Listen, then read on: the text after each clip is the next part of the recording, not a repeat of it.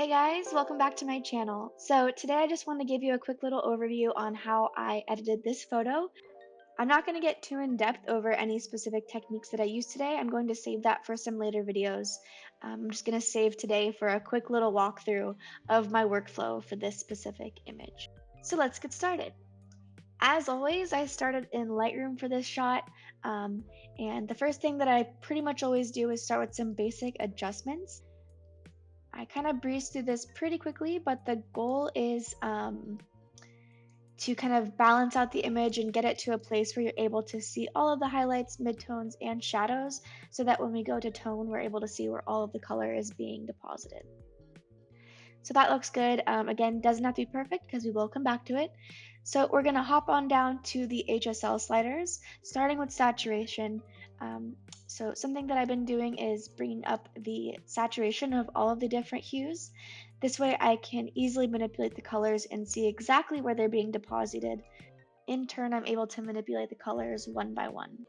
And the first thing that I want to do is work on skin tone. So I'm going to zoom in and get started on that. Skin tone is pretty good. Not too much that we have to work with. For the yellows and the greens, that's going to be a lot of our background and the highlights of her hair. So I want to get it to a point where it's not too green in the highlights of her hair, but we're not going to let the kind of brush behind her get too warm. I want it to still look kind of true and green. But like I said, while like making sure these strands are nice and warm and not too green looking. So that looks good. We're going to work on the blues. I definitely want to keep the blues nice and true. I don't want to make them too cyan or aqua. I really like that natural, rich blue of the sky that we had in that original image. So yeah, not going to boost that too much. Purples and magentas, I saw those hanging out kind of on the purse, some on her skin and some like in the back corner over here. So I'm just going to bring the purples more to the warm side to make sure that it kind of blends in and isn't breaking. You can see if I drag it to the left, it kind of breaks apart and we don't want that. So we want the colors to blend. I'm going to move that one a little bit to the warmer side. Okay, looks great. Now from here, we can jump back to saturation and we can kind of start working in reverse. You can kind of see where all of the color is really being deposited, especially in the areas that you don't want. And that's kind of the best way to work backwards to kind of figure out what colors you want present and the ones that you don't. So first things first, I definitely see blue hanging out a lot here, like some in her eye, on this purse. And I don't really want that. The only place I want the blue is going to be here in the sky. So first, we're going to take down some of those blues, and you can already see the difference that that made. And we'll follow the aquas behind. I do think there's more aqua in the sky and more blue present on her body and like purse. So I'm going to leave more of the aqua and take away more of the blue. Purple magenta, I really don't like those two colors in my natural light portraits, so I'm going to slide those down as much as possible. I believe this magenta is on her lip, so I don't want to go too far with that. Yeah, it's this highlight right here on her lip, so I gotta be sure not to go too down, but again, it is a highlight, so we can kind of work with that later in our retouching. Yeah, so I'm really looking at this shoulder right here is where that purple is.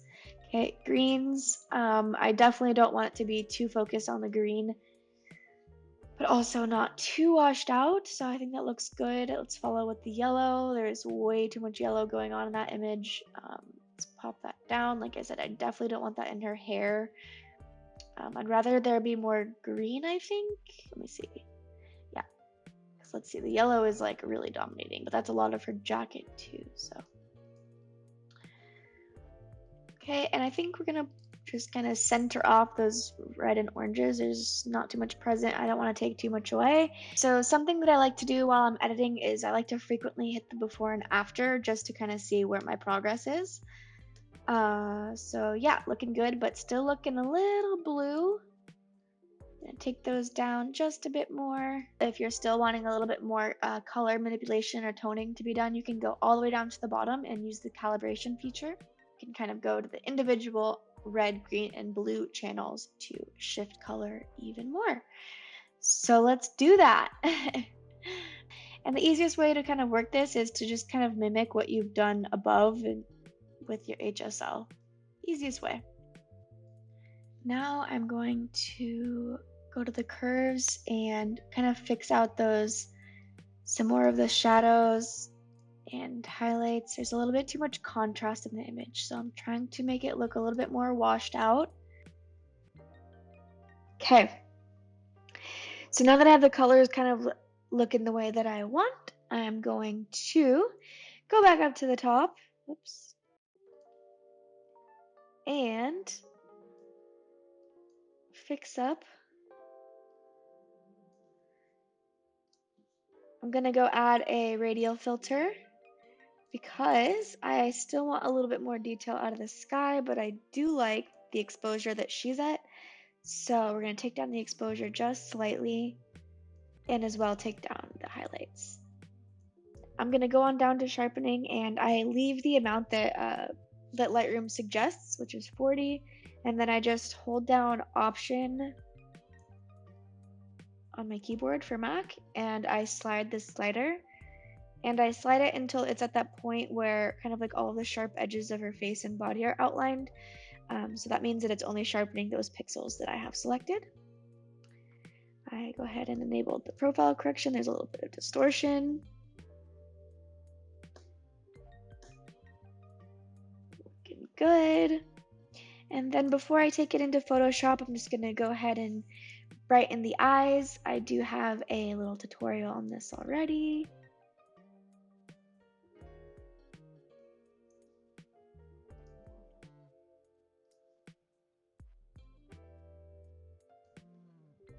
Very quick and easy. Okay, and then from here, it's ready to go into Photoshop. So I go ahead and hit Command E. I need to update my computer. And so since I've already edited this picture, I'm gonna hop on over to the edited version that I've been working on. So they're pretty similar. This one's just like a little bit brighter, but we're gonna go work on the one that I already have started because I've done the retouch already for you guys. So at this point, like you just saw, I open it up into Photoshop, and the first thing that I do in Photoshop after I've toned in Lightroom is I do the retouch. So it really depends on the image of what process and what method of retouching I kind of focus on the most or that I do. But typically I do both frequency separation and dodge and burn. But like I said, it just depends on the type of image and what it requires for what method I'm going to use the most. So for this specific image, she's in really great shape. She's really great skin. So it doesn't require too much of either. All that I really wanted to do was kind of even out these shadows right here, as well as take away a couple of these little blemishes. And so I did that with a combination of frequency separation and dodge and burn. So I will go ahead and check the box right here to show you all the progress that was made with frequency separation. Okay, as you can see, all of those kind of shadows and blemishes were removed. And then I basically supported all of that retouching with a little additional dodge and burn just to kind of help even out some of those shadows as well.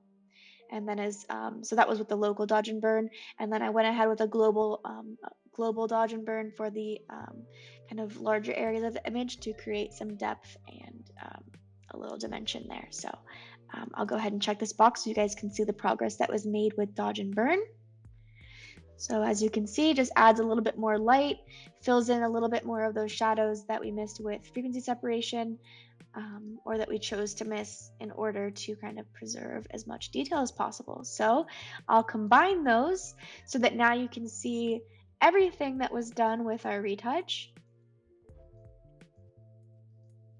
Really clean, and I'm gonna zoom out so you guys can see it kind of like as a bigger picture of what was accomplished. So that was the retouch. And then the final things that I do in Photoshop is I kind of just finish stylizing the colors. And there's a few different methods that I go about doing this. So I've already went ahead and made my action. It's like my little color pop action for this set of images. So I'm gonna just hit play. and it went ahead and added the colors that I have chosen. Now they're really, really minimal. I didn't do too much this image like I had told you guys. I wanted to keep those really neutral, even kind of earthy tones here. I didn't want to change anything too much, but that is with the enhancements. And I will open up the group to show you what I kind of went with. So I started with selective color and I worked my way through. Excuse me. So I start with the red section and I kind of pulled up the yellows and took down the magentas and cyans to kind of help with the skin tone. I did the same with the yellows as well. Red and yellow really help with the skin tone colors. Greens, I just kind of wanted to cool those off a little bit more. And again, I didn't want the background to be too warm because we have a lot of warmth on her jacket here, and I did want to try and create a little bit of contrast from my subject and the background, and I didn't want to do that with light and shadow. I wanted to create contrast with color, so that was how I chose to do that. And then I went down to whites and took down the yellow tab a little bit in the whites, and again with the neutrals, and pumped a little yellow into the black. So again, everything was really, really minor, but selective color is a really helpful and useful tool. Next, I used a gradient map. For this one, I did the gold 2. I just wanted a little bit of warmth over the top, and I only put the opacity to 4, so it's really slight. You can see that little wash of warmth that it added, so that was really nice. After that, I went up to hue saturation, and I just kind of perfected my hues a little bit more, focusing heavily on skin tones. So I went to the reds, added a little saturation because her skin was looking a little flat. With the yellows, I took that down because there was most likely a little bit too much showing in the highlights. And I don't believe I did anything else in this category, maybe blues. Yeah, so I put the blues up a little bit and then slid the hues down, but nothing too major. And then I finished with black and white, taking that, I basically just put a black and white filter over the top of this, just to kind of give it like an even desaturation of color. Because again, I didn't want anything to pop too much in this picture, just really wanted it to be a nice, soft, neutral image. So yeah, after the colors, I like to kind of just combine all my layers, hitting Command Option Shift E, and I do a final sharpening. There's a couple ways that you can do it. Smart Sharpen is a really popular way. Another way to do it is High Pass, which is really easy. I like to do it this way too. Then I just mask this, and I go ahead and just paint on.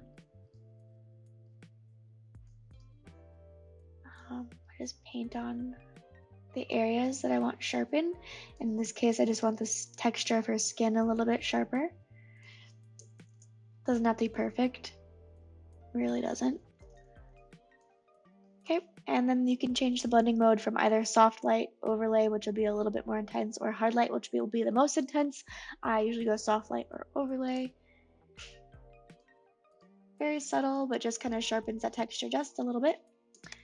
And then once I'm done here, we're pretty much all the way done. So you can save your image by hitting Command S, going back into Lightroom, and it'll pop up for you right here. And that is our Photoshop image. As you can see, the retouch has been done, and I just kind of took the highlights down a little bit more, did a couple more fine adjustments, darkened the blacks a little bit more, took the shadows up. It's just a little bit of OCD kind of finishing it off in Lightroom, but completely not necessary if you don't want to. But yeah, that's how I accomplished this edit, you guys. So we have our before in camera shot here on the right and our final image here on the left. I really hope you guys enjoyed watching along. I hope you learned a thing or two. Leave a comment down below for other editing tutorials you'd like to see me do. I'd love to see your suggestions. Well guys, thanks again for watching. I'll see you in the next one. Bye!